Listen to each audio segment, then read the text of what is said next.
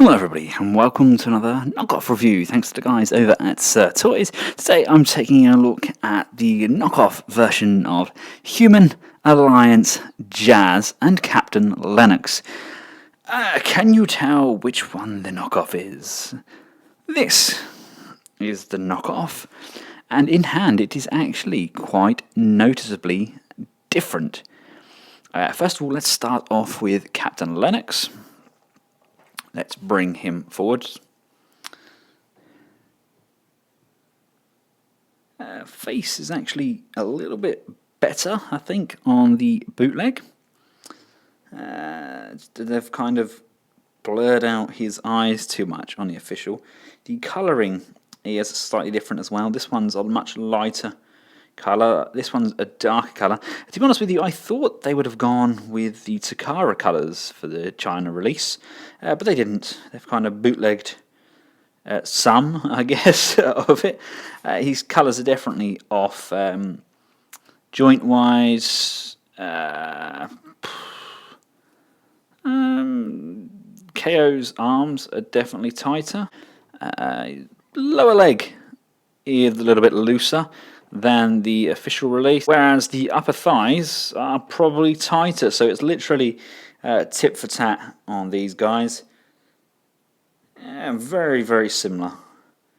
Detailing on the shirt is definitely more pronounced on the official. This one's just been high gloss over the top, and all the detailing's kind of been lost there. So there we go. I think the official one wins this round. Let's take a look at the bikes. The bikes are pretty similar. Again, this is a darker, kind of definitely a better paint finish to it. It's got almost a tonal thing going on. Starts off a very light silver down to a very dark silver. Whereas this one is just a very matte, bright silver. Other than that, it does feel a little bit lighter than the official release, but nothing that you would notice straight off the back.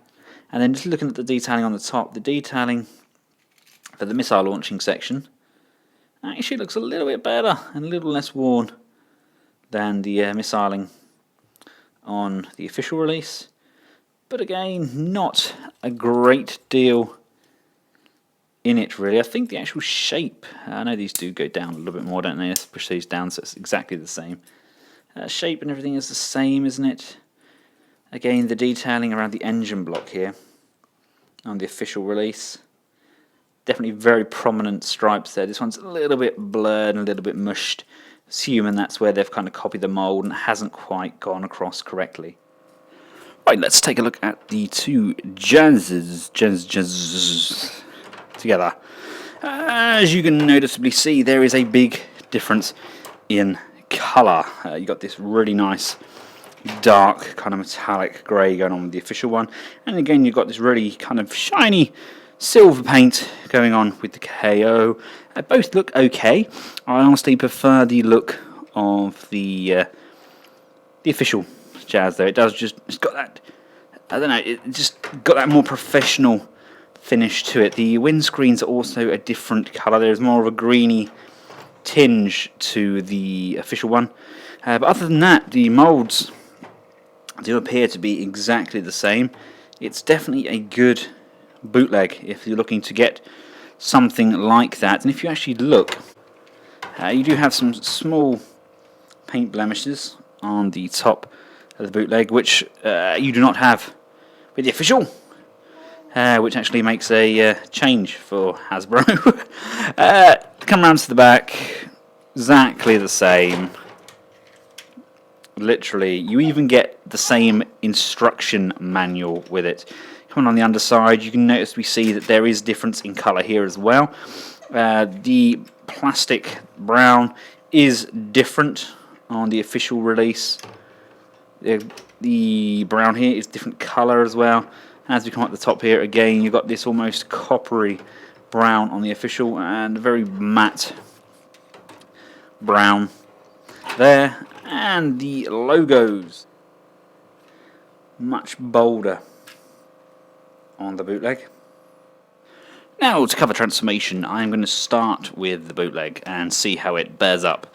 The first port of action is to get these doors open. The interior is really quite nice as well. Jazz is actually one of my favourites of the Human Alliance figures, although he didn't last very long in the movies, did he? I'm sure that doesn't count as a spoiler now. I mean, it's been a fair while since the films were released.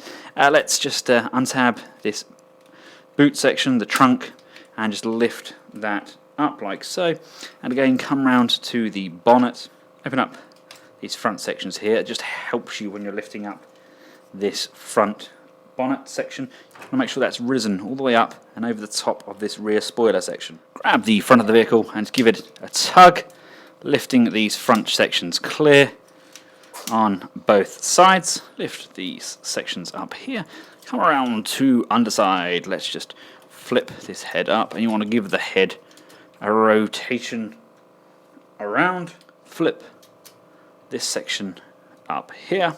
Pull these legs apart, although they are almost falling apart on here. And then you want to just pull this section down. And same with this side, pull this section down. Now, it's been a very long time since I've transformed a Human Alliance figure, so it told me to rotate these sections round. It didn't quite rotate because of how it locks. There's this nubbin there, kind of gets locked on there, and there's a lot of stress going on here. I may have cheated and used a screwdriver to unscrew from here, but in the instructions it tells you to have them like that on the leg. Move these round to the side, bend this so it's downwards, and give it a rotate so the head is facing upwards. Bring this waist section in, and you just want to connect those just by pushing those and locking them in together. Around to the leg, just flip this front section upwards, go to the arm, rotate that around, pull out this hand section here, bring that down, and then close this section off. Last but not least, move these sections up. They're on ball joints, you can angle them accordingly. And then pull this section out, which is on a sprung hinge, and then just push that back in. And there we have Jazz.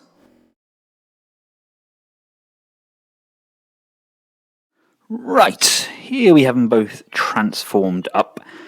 Again, Hasbro on this side, knockoff on this side.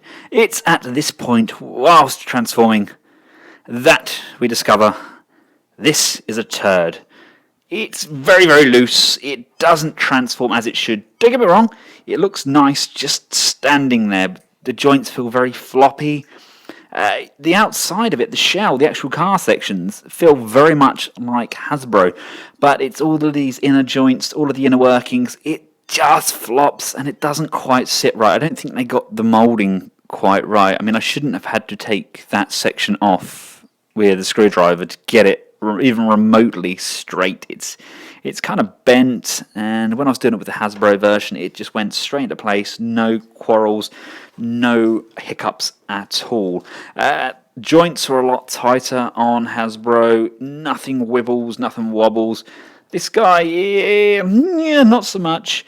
But that being said, the aftermarket price of the Hasbro one is pretty high. So if you are looking for a cheaper, affordable option, it depends what you want to do with it. If you want to play with it, I'd save your money and save up for this one. But if you just want it on display, then sure, I mean, it looks pretty much identical. Other than the tonal shades of the Hasbro one being slightly darker, it's pretty much spot on. Just to give you a sense of scale, this is how I'm going to have them displayed. I've got the Prime 2.0 there from Forever Toys, and I've got the M01 from Weijiang. I think that's a pretty good scale, possibly actually scales better with the Prime 2.0 than it does with Weijiang. Right, let's not completely rule him out. If we've got like Jazz and Jeff here, we've got the vehicle bike cannon thing going on here. It's pretty good, pretty solid on Hasbro. It's a stupid idea, in my opinion. It almost looks like Jazz's weapon there, but not quite. And we bring in Jeff.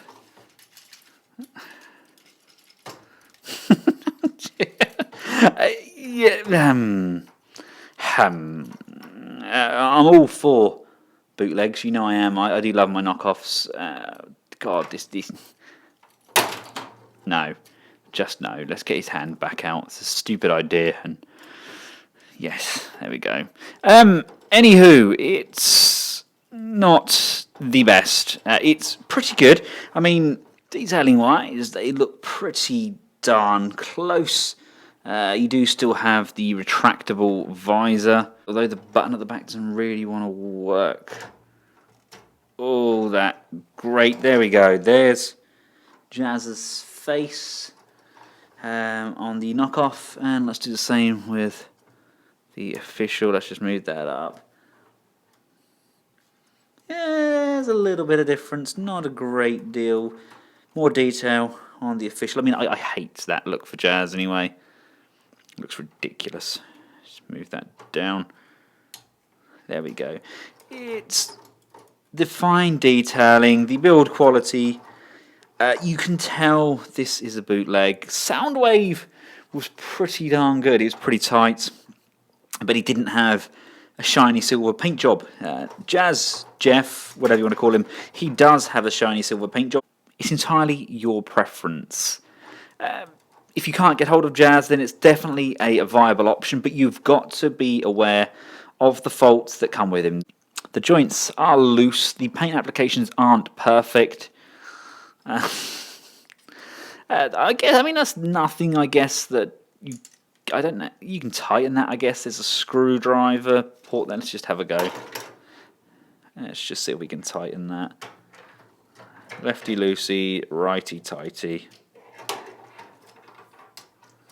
There might be options to tighten these joints, but for now, I think bootleg Jazz will stay in his vehicle mode, and official Jazz will be proudly displayed on my Bayverse movie scale shelf. If you decide you do like the look of Jazz, and even after all of my warnings and advice, you still would like to purchase him, please feel free to click through the link in the description below. That takes you through to the page on Sir Toys. Look at him, he can't even stand up. Take a bow, Jazz. Until next time, from myself and Jazz, goodbye. I mean, it doesn't look too bad. Let's quite test. Oh dear.